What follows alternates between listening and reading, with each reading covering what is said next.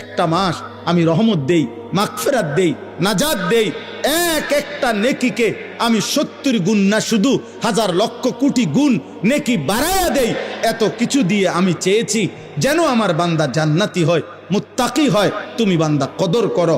আর যদি কোনোভাবেই কদর না করে, তো শেষ কথা হলো, মনে রাখবেন, রমজানকে যে কদর করে না, রমজানেও যে গুনাহ করে, রমজানেও যে জাহান্নাম থেকে বাঁচার চেষ্টা করে না, রমজানেও যে জান্নাতের আমল করার চেষ্টা করে না, ভাই আমার, ছেলেরা আমার, বাবা আমার, পর্দার আড়ালের মা বোন আমার, সবাইকে এই শেষ কথা বলি। আল্লাহ রসুল বলছে, জিব্রাইল আইসা রমজানের শেষ দিন নবীজিকে আইসা বলে গেছে, ইয়া রসুল আল্লাহ, এত বড় রমজান পেল, ইফতার, সাহারি, তারাবি, এতেকাফ, শবে কদর, প্রতি ঘন্টা মিনিটে এত মাফ নেওয়ার সুযোগ থাকার পরেও যেই নাফরমান জাহান্নাম থেকে বাঁচার চেষ্টা করে নাই, গুনাহ থেকে আল্লাহর কাছে মাফ নেয় নাই, জান্নাতের জরুর আশা পূর্ণ করতে পারে নাই, আমল করতে পারে নাই, খোদার কসম নবীজি বলছে, জিব্রাইল আইসা বলছে, ইয়া রাসূলুল্লাহ, এমন নাফরমানের উপরে আল্লাহর লানত, আল্লাহর লানত, লানত, লানত। নবী বলছে আমিন, আমিন। মানে নবী বলছে, হ জিব্রাইল, আমিও বললাম আল্লাহ এমন লানত আপনি কবুল করেন এই নাফরমান উম্মতের উপরে, আমি নবীরও লানত। যা, তোর রূপে খোদার লানত পড়ুক। যা, এত বড় রমজান তুই এখনো বিড়িয়ে খাস, এত বড় রমজান নাফরমান তুই আজও ওজনে কমে দে। তোর কিস্তি শেষ হয় না, সুদে শেষ হয় না, তোর নর্তকী দেখাই শেষ হয় না, তোর উলঙ্গ ছবি দেখাই শেষ হয় না, তোর জিনা ব্যভিচারে শেষ হয় না। তুই বেটি গত 11টা মাস বাজারে বাজারে ঘুরলা, এখনো রমজান, রমজান আইজও তোমার জুতা কিনা, 3 পিস কিনা শেষ হয় না। যা, গুনাহ থেকে বাঁচতে যেহেতু পারলাই না, জাহান্নাম থেকে বাঁচার চেষ্টা করলাই না, তো জিব্রাইল বলছে আল্লাহ তার উপরে লানত দিছে, জিব্রাইলও লানত দিছে। নবী বলছে আমিন, আমিও দিলাম। যা, তোর উপরে খোদার গজব পড়ুক। এরপরে এই নাফরমানকে বাঁচাবে কে? হ্যাঁ বলেন? অতএব বাবা, তামসা করো, কোনো অসুবিধা নেই। আমাদের সামনে মাহে রমজান, আমাদের সামনে মাহে রমজান। আল্লাহ তাআলা বলছে, ইয়া আইয়ুহাল্লাযীনা আমানু, হে ঈমানদারগণ, তোমরা আমার, পৃথিবীর আর কেউ শুনুক আর না শুনুক, মুমিন, তুমি বলতেছো তুমি মুমিন, তুমি বলছো তুমি মুসলমান, তোমার মুখ দিয়ে তো তুমি লা ইলাহা ইল্লাল্লাহ বলতেছো, তোমার মুখ দিয়ে তুমি মুহাম্মাদুর রাসূলুল্লাহ বলছো। অতএব আমি তোমার কাছে চাচ্ছি, কুতিবা আলাইকুমুস সিয়াম, তোমাদের জন্য আমি রোজাকে ফরজ করলাম, কামা কুতিবা আলাল্লাযীনা মিন ক্বাবলিকুম, তোমাদের পূর্ববর্তী ঈমানদারদের উপরেও আমি রোজা ফরজ করেছিলাম। কেন? লাআল্লাকুম তাত্তাকুন। আল্লাহ বলছে, গত 11 মাসে আমি চেয়েছি তোমাকে মুত্তাকি বানাইতে। আমি 11 মাস ধরে বলছি, ইত্তাকুল্লাহ, ইত্তাকুল্লাহ, ইত্তাকুল্লাহ, আল্লাহকে ভয় করো, আল্লাহকে ভয় করো, আল্লাহকে ভয় করো, আল্লাহকে ভয় করো। কিন্তু কোনো পাত্তা দিলা না বান্দা, কোনো পাত্তা দিলা না। ঠিক আছে বান্দা, যাও, আমি আল্লাহ আবারও দয়া করে সব বাদ দিলাম, 11 মাস বাদ, যাও, একটা মাস মাত্র এবার, আইয়ামাম মাদুদাত, 30টা দিন গোনা গোনা, 30 দিন, 31 দিন হবে না, 32 দিন লাগবে না, 30 দিন, 30 দিন, কথা কথাই, প্রয়োজনে একদিন কমায় এলামু, 29 দিন, হয় 29 নয় সর্বোচ্চ 30, 30টা দিন তুমি রমজান পালন করবা, একটা গুনাহ করবা না। চুরি, ডাকাতি, জিনা, ব্যভিচার, মদ, জুয়া, অশ্লীলতা, বেহায়াপনা, অসভ্যতা, নোংরামি, বেপরদিগি, উলঙ্গতা, অসভ্যতা, হারাম উপার্জন করবা না।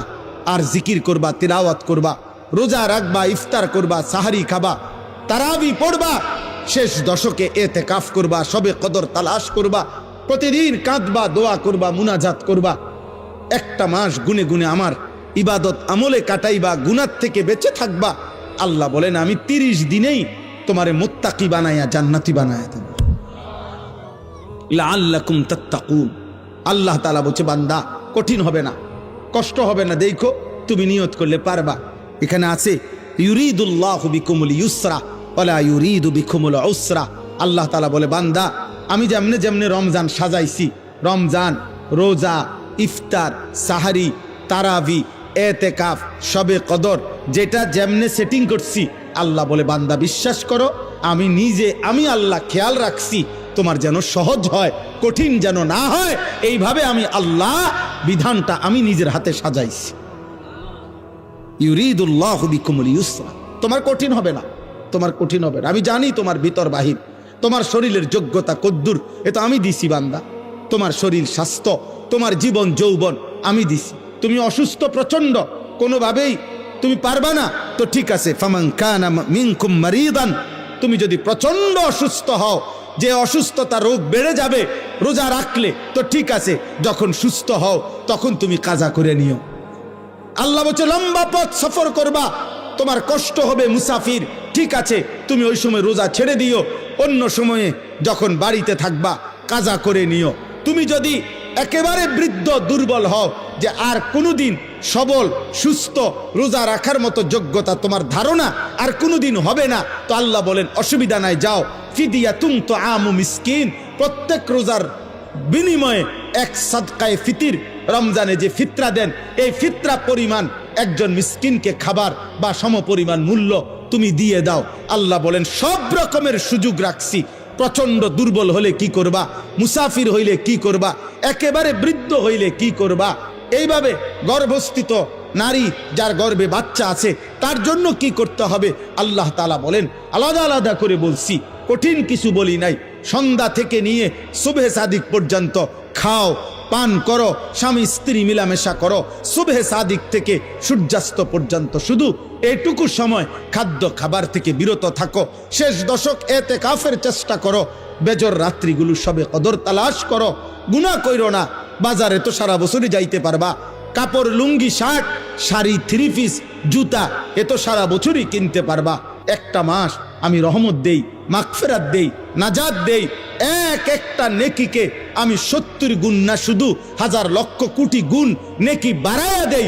এত কিছু দিয়ে আমি চেয়েছি যেন আমার বান্দা জান্নাতি হয়, মুত্তাকি হয়। তুমি বান্দা কদর করো, আর যদি কোনোভাবেই কদর না করে তো শেষ কথা হলো মনে রাখবেন, রমজানকে যে কদর করে না, রমজানেও যে গুনাহ করে, রমজানেও যে জাহান্নাম থেকে বাঁচার চেষ্টা করে না, রমজানেও যে জান্নাতের আমল করার চেষ্টা করে না, ভাই আমার, ছেলেরা আমার, বাবা আমার, পর্দার আড়ালের মা বোন আমার, সবাইকে এই শেষ কথা বলি। আল্লাহ রসুল বলছে জিব্রাইল আইসা রমজানের শেষ দিন নবীজিকে আইসা বলে গেছে, ইয়া রসুল আল্লাহ, এত বড় রমজান পেল, ইফতার সাহারি তারাবি এতেকাফ শবে কদর প্রতি ঘন্টা মিনিটে এত মাফ নেওয়ার সুযোগ থাকার পরেও যেই নাফরমান জাহান্নাম থেকে বাঁচার চেষ্টা করে নাই, গুনাহ থেকে আল্লাহর কাছে মাফ নেয় নাই, জান্নাতের জরুর আশা পূর্ণ করতে পারে নাই, আমল করতে পারে নাই, খোদার কসম নবীজি বলছে, জিব্রাইল আইসা বলছে, ইয়া রাসূলুল্লাহ, এমন নাফরমানের উপরে আল্লাহর লানত, আল্লাহর লানত, লানত, লানত। নবী বলছে আমিন, আমিন, মানে নবী বলছে হ জিব্রাইল, আমিও বললাম আল্লাহ এমন লানত আপনি কবুল করেন এই নাফরমান উম্মতের উপরে, আমি নবীরও লানত, যা তোর রূপে খোদার লানত পড়ুক, যা। এত বড় রমজান তুই এখনো বিড়িয়ে খাস, এত বড় রমজান নাফরমান তুই আজও ওজনে কমে দে, তোর কিস্তি শেষ হয় না, সুদে শেষ হয় না, তোর নর্তকী দেখাই শেষ হয় না, তোর উলঙ্গ ছবি দেখাই শেষ হয় না, তোর জিনা ব্যভিচারে শেষ হয় না। তুই বেটি গত 11টা মাস বাজারে বাজারে ঘুরলা, এখনো রমজান, রমজান আইজও তোমার জুতা কিনা থ্রি পিস কিনা শেষ হয় না, যা। গুনাহ থেকে বাঁচতে যেহেতু পারলাই না, জাহান্নাম থেকে বাঁচার চেষ্টা করলাই না, তো জিব্রাইল বলছে আল্লাহ তার উপরে লানত দিছে, জিব্রাইলও লানত দিছে, নবী বলছে আমিন, আমিও দিলাম, যা তোর উপরে খোদার গজব পড়ুক। এরপরে এই নাফরমানকে বাঁচাবে কে? হ্যাঁ বলেন। অতএব বাবা তামসা করো, কোনো অসুবিধা নেই, এ কথা শেষ আমার। মনে রাখো, হাসি কান্না, আনন্দ বেদনা, সুখ দুঃখ, হ্যাঁ, আনুগত্য অবাধ্য, ঈমান কুফর, কোনো কিছুতেই পৃথিবী থামে না, তুমিও থামতা না, একদিন কবরেই চলে যাইতো। হাসলেও কাঁদলেও, সুখে থাকলেও দুঃখে থাকলেও, ইমানদার হইলেও নাফরমান হইলেও, আনুগত্য থাকলেও আনুগত্য না থাকলেও, সেজদা দিলেও মৃত্যু হবে, সেজদা না দিলেও মৃত্যু হবে। সেজদা দিতে দিতে আব্দুল কাদের জিলানী হইলেও মৃত্যু হবে, নাফরমানি করতে করতে ফেরাউন নমরুদ হইলেও কি হবে? খালাস, অসুবিধা নাই, কোনো অসুবিধা নাই। চলো ভাই, কারো জন্য পৃথিবী থামে না। আমাদের কারো মৃত্যুতে, আমাদের কারো জন্মে সেকেন্ড, ঘন্টা, মিনিট, 1 সেকেন্ড থামে না। সময়ের গতি থামে? কথা বলে না। পৃথিবী থামে কারো জন্য? না না। কোন ক্ষমতাধরের মৃত্যু আর কোন ফকিরের মৃত্যু সময়ের কাছে সবাই বরাবর। সময় বলে আমি চলছি তো চলছি, কে মরলো, কে জিতলো, কে হারলো, কে জন্ম নিল, আমার তো সময়। আমি যাচ্ছি আখিরাতের দিকে, আমি যাচ্ছি কবরের দিকে। অকুল্লুম ফি ফালাকিন ইয়াসবাহুন। আল্লাহ বলে সব কিছু তার নির্ধারিত গক্ষপথে, গন্তব্যের দিকে, মানে আখিরাতের দিকে চলছে, সব চলছে। আমরা সবাই যাচ্ছি কোন দিকে? কথা বলে না। আমরা যাচ্ছি কোন দিকে ভাই? আখিরাতের দিকে, আখিরাতের দিকে। অতএব ব্যক্তি, ঘর, সংসার, পরিবার, দেশ, রাষ্ট্র, রাজনীতি, ক্ষমতা, সবকিছুতে আখিরাতকে প্রাধান্য দিবেন। বলেন ইনশাআল্লাহ, বলেন ইনশাআল্লাহ। ভোটের আগের দিনও আখিরাতকে প্রাধান্য দিবেন, ভোটের দিনও আখিরাতকে প্রাধান্য দিবেন, ভোটের পর দিনও আখিরাতকে প্রাধান্য দিবেন, আখিরাতকে প্রাধান্য দিবেন। কোনোভাবেই দুনিয়ার কাছে বিক্রি যাবেন না। আল্লাহ আমাদেরকে হেফাজত করেন, আল্লাহ আমাদেরকে কবুল করে নেন আমার ভাই। অতএব আলহামদুলিল্লাহ, আজকে এই মুবারক মাহফিলে অনেক কষ্ট করছেন আপনারা, এত লম্বা সময় সবর করছেন। আলহামদুলিল্লাহ, আল্লাহ তাআলা এই ফুলগড় বারেশ্বর মাদ্রাসা আল্লাহ কবুল করে নেন। আজকে যেই ছেলেরা হাফেজে কোরআন হয়েছে, আল্লাহ তাদেরকে কবুল করে নেন। যাদের সহযোগিতা করেছে, তাদেরকে হাদিয়া দিয়েছে বিভিন্ন রকমের, মাশাআল্লাহ, আল্লাহ তাআলা তাদের সবাইকে কবুল আর মঞ্জুর করে নেন। আমার একটা ছোট্ট পরামর্শ আছে, সেই পরামর্শটা হইল, না মানলেও সমস্যা নাই, বাকি আমি আমার পরামর্শ হইল, ওই যেই প্রবাসী কল্যাণ সংস্থার নাম বলছেন কি জানি, বারেশ্বর প্রবাসী কল্যাণ, বারেশ্বর প্রবাসী কল্যাণ সংস্থার কাছে, আপনাদের কাছে আমার পরামর্শ হলো, আমার আন্তরিক প্রশংসা হলো, প্রতি বছর যে হাফেজে কোরআন হবে তাকে একটা সাইকেল পুরস্কার দেওয়া হবে। সাইকেল পুরস্কারের সাথে কোরআনের হাফেজের কি সম্পর্ক আমি এটা বুঝলাম না, আমার এটা মাথার ধরল না। সাইকেলের সাথে কোরআন হেফজের সাথে সম্পর্ক কি হইল? এতে করে সে কি করবে, মানে হাফেজে কোরআন সাইকেল দিয়া আলাদা কি লাভবান হবে, এটা আমার মাথায় ধরল না। হ্যাঁ, এটা আমি বুঝলাম না। এই জন্য আমার পরামর্শ হলো, কোনো হক্কানি মুত্তাকি আলেমে দিন থেকে পরামর্শ নিয়ে আপনি জেনে নেবেন যে কোনো তালেবে এলেমকে, কোনো মাদ্রাসার ছাত্রকে, কোনো হাফেজে কোরআনকে কি পুরস্কার দিলে তার উত্তম হবে, তার সারা জীবনের এলেম অর্জনের জন্য কাজে লাগবে, পড়ালেখার জন্য কাজে লাগবে। এখন এইটা দিয়ে যদি সে কালকার থেকে গোটা 1 মাস চরকির মতো সারাটা মুরাদনগর গড়ে, তাইলে প্রবাসী কল্যাণ সংস্থার নেকি কি হবে আমি বুঝি না। এই জন্য আমি এটা ফিরাইয়া নিতে বলি না। আমি এবার তো দিছেন আলহামদুলিল্লাহ, কিন্তু উনি বলছেন প্রতি বছরেই একটা সাইকেল দিবে না। পৃথিবী যদি সবাই আপনার যেই সম্ভাবনা দেখা দিছে বাংলাদেশে, যেই প্রতিশ্রুতি এইবার নির্বাচনকে সামনে রেখে, আমি তো ধারণা করতেছি 13 তারিখ যেই জিতক 12 তারিখ প্রত্যেকের হেলিকপ্টার দিবে। বুঝেন নাই কথাটা? তাইলে তখন তার সাইকেল কাজে লাগতো না।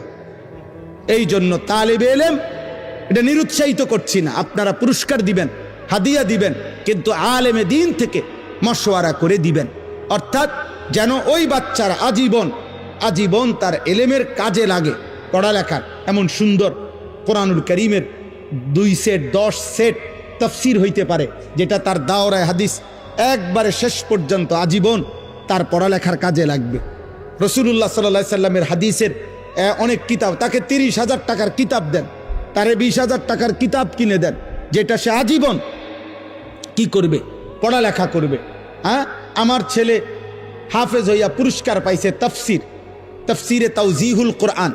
তো আমি একদিন আমার বাসার এই তাফসির আমারও আছে, তা আমি আমার একটা খণ্ড পাচ্ছিলাম না, খুঁজেই পাচ্ছি না। 2-3 খণ্ড, আমার একটা খণ্ড আমি পাই না, ওই খণ্ডটাই তখন আমার দরকার। আমার ছেলে আমারে দৌড়াই এসে বলছে, আব্বু আমি যে পুরস্কার পাইছি এইটাই তো তাফসির, তাহলে আমি এটা খুলে দেই আমারটা। তাহলে হে তার প্যাকেটিং করা ছিল, ওইখান থেকে খুইলা আমার এটা দিছে আব্বু এটা, তাহলে আমি তখন পড়লাম। আমার অনেক কিতাব আমার সন্তান পড়ে, আমার সন্তানের কিতাবও আমি পড়ে আমার উপকার হয়েছে। কথা বুঝছেন না? এই জন্য আগামী দিনে আপনাদের কাছে অনুরোধ রইল, সাইকেল না বরং তার এলেমের সাথে কোরআন সুন্নাহর এলেম শিখবে এমন কিছু, যার দ্বারা এরকম কিছু হাদিয়া দিলে সেটা বেশি পরিমাণে হোক, ইনশাআল্লাহ এতে বরকত হবে। আপনারাও সাদকায়ে জারিয়ার সওয়াব পাইতে থাকবে। কিতাব অল্প দিনে কি হয়ে যায় না, নষ্ট হয়ে যায় না, প্রজন্মের পর প্রজন্ম কিতাব পড়ে। অনেক যারা সম্ভ্রান্ত ফ্যামিলি এমন আছে যাদের পারিবারিক পাঠশালায় আরে পারিবারিক কুতুবখানায় লাইব্রেরিতে 100 বছর আগের দাদা পূর্বপুরুষের কিতাব বই কি আছে আছে সাজানো আছে। তাইলে বোঝা গেল যে এটা ফায়দা আসবে, এটা দীর্ঘমেয়াদী হবে। আল্লাহ তাআলা আপনাদেরকে তৌফিক দেন। এই মাদ্রাসার সাথে যার যত সম্পৃক্ততা আছে আল্লাহ কবুল করেন। আল্লাহ আজকের এই মেহমান উপস্থিতি সবাইকে কবুল করেন। বিশেষ করে আমার প্রিয় বন্ধু মাওলানা সিরাজুল ইসলাম ভাইকেও আল্লাহ তাআলা ভরপুর কবুল করেন। ছোটবেলার আমরা ছাত্র জীবনের দোস্ত ছিল, আজ অনেক দিন পরে দেখা হয়েছে। আল্লাহ তাআলা তাকে সুস্থতার সাথে আফিয়তের সাথে মানুষের কল্যাণে খেদমত করার তৌফিক দান করেন, আমিন। পবিত্র কোরআনুল কারীমের 2 নম্বর পারা 2 নম্বর সূরা, সূরাটির নাম সূরায়ে বাকারা। এই সূরার 183 নম্বর আয়াত আমি তেলাওয়াত করেছি। এই ছেলে, তোমার কি সমস্যা বাবা? আর এদিকে ফিরো, তুমি ওইদিকে ফিরে বসো। 183 নম্বর আয়াত সূরায়ে বাকারার। এই আয়াতটি আমি তেলাওয়াত করেছি মাহে রমজানকে সামনে রেখে। পবিত্র কোরআনুল কারীমের সূরায়ে বাকারার এখানে 5টা আয়াত, 183 থেকে 187, 183, 84, 85, 86, 87। এই মোট 5টি আয়াতে রমজান, রোজা এবং রমজানের সাথে প্রাসঙ্গিক শরীয়তের বিধিবিধান, আল্লাহর বিধিবিধান আল্লাহ তাআলা বিস্তারিত এখানে উল্লেখ করেছেন। আমাদের প্রিয় নবী সাল্লাল্লাহু আলাইহি ওয়াসাল্লামের একটা মোবারক কথা বলো না আব্বা, কথা বলো না। ছেলেরা তোমরা একজন আরেকজনকে বুঝায় বলো, ভাই কথা বলতে দিও না। যে কোনোভাবে কথা থামে না তারা বাইর করে দাও, বাইরে ছেড়ে দিয়ে আসো, যায় ধরে আলগি দিয়ে 4 জনে ধরে।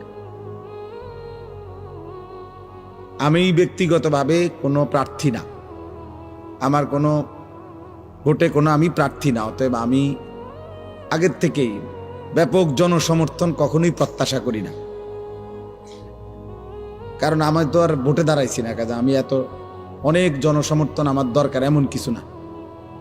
আমি একটা দিল থেকে সবসময় ভাবি আল্লাহর কথা একজনকে বললেও নেকি হয়, তা আর আমার নেকি দরকার, তো সেটা অল্প মানুষকে বললেও সমস্যা কি।